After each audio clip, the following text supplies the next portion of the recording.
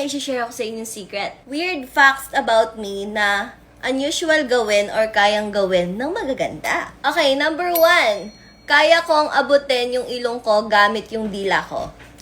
Pakita ko sa inyo. Wow! Kaya niyo yan? Number 2. 3 times a week lang ako naliligo. Brother, Ng buhok. Pero syempre, nag-half bath naman ako everyday, guys. Kapag nag-oil kasi yung buhok ko, parang feeling ko mas healthy siya. Kaya 3 times lang ako naliligo ng hair. Lastly, hindi ako matalino pero mabilis yung utak ko pagdating sa mga strategies and reflexes. Lalo na sa games.